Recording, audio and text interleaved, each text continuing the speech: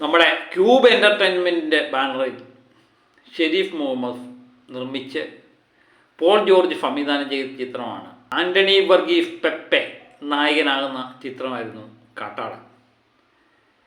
കാട്ടാളനെ പറ്റി എനിക്ക് തോന്നിയ ഒരു അഭിപ്രായം ആദ്യം പങ്കുവച്ചതിന് ശേഷം എല്ലാവരും കാട്ടാളനെ പറ്റി പറഞ്ഞ് തഴമ്പിച്ചു. ഇനിയിപ്പം ഞാൻ പറഞ്ഞുകൊണ്ട് വലിയ പ്രസക്തിയൊന്നുമില്ല. എന്നാലും നമ്മുടെ പ്രേക്ഷകർക്ക് വേണ്ടി എൻ്റെ ഒരു ചെറിയ അഭിപ്രായം, ഞാൻ ഒരു പടത്തെ ഇങ്ങനെ നമ്മൾ മോശമായി സംസാരിക്കുന്നത് അത്ര ശരിയല്ല.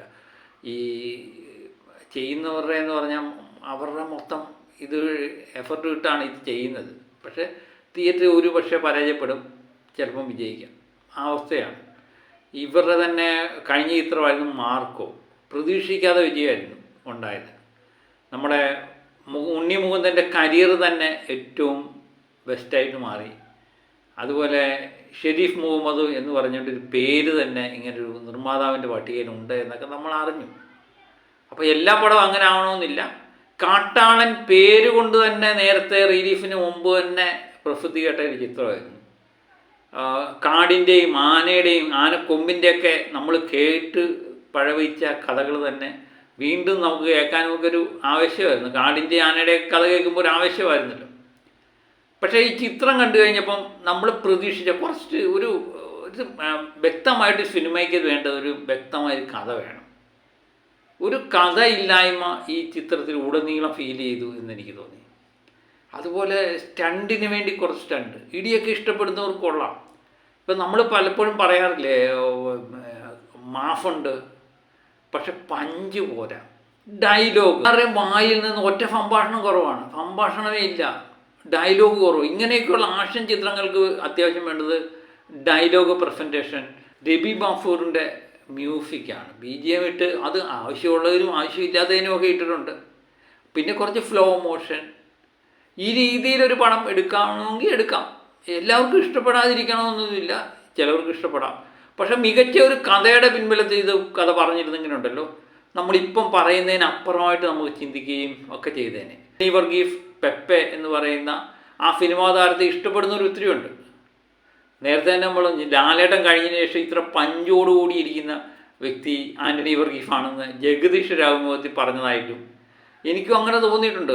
അദ്ദേഹത്തിൻ്റെ ആക്ഷൻ രംഗങ്ങളൊക്കെ വളരെ സൂപ്പറാണ്. നമ്മൾ അങ്കമാലി ഡയറീസ് ഒക്കെ കണ്ടില്ലേ, RDX, ഇതിനകത്തൊക്കെ അദ്ദേഹത്തിൻ്റെ പ്രകടനം നമ്മൾ കാണാൻ പോകുന്ന ഇടി കാണാൻ വേണ്ടിയല്ലേ, ഒരു മാസ് സാധനമാണ്. പക്ഷേ ഇതിനകത്ത് പലപ്പോഴും ഞാൻ പറഞ്ഞില്ല, ഇടിയുണ്ട് പക്ഷെ പഞ്ചില്ല, മാഫുണ്ട് പക്ഷേ ഡയലോഗില്ല. ഇങ്ങനെയൊക്കെയുള്ള ചില പ്രശ്നങ്ങൾ ഈ ചിത്രത്തെ നേരിട്ടിട്ടുണ്ട്. എന്നാലും എല്ലാവരും പോയി കാണുക, ഒരു ചിത്രം വിജയിപ്പിക്കുക എന്ന് മാത്രം ഓർമ്മിപ്പിച്ചുകൊണ്ട് ഇന്നത്തെ ഈ കാട്ടാളൻ എന്ന സിനിമയുടെ കളക്ഷൻ നമുക്ക് നോക്കാം. അതുപോലെ മികച്ച താരങ്ങൾ ഒത്തിരി പേരുണ്ട്. മികച്ച താരങ്ങളെല്ലാം നമ്മൾ ഇഷ്ടപ്പെട്ട കാര്യം, പുഷ്പയിലെ സുനിലെ, മാർക്കോയിലെ കബീർ, അങ്ങനെ ഒത്തിരി താരങ്ങളുണ്ടായിരുന്നു. അവരെയൊക്കെ വേണ്ട വിധം പ്രയോജനപ്പെടുത്തി എന്നുള്ളത്. ഏതായാലും ചിത്രം പോയി കാണുക.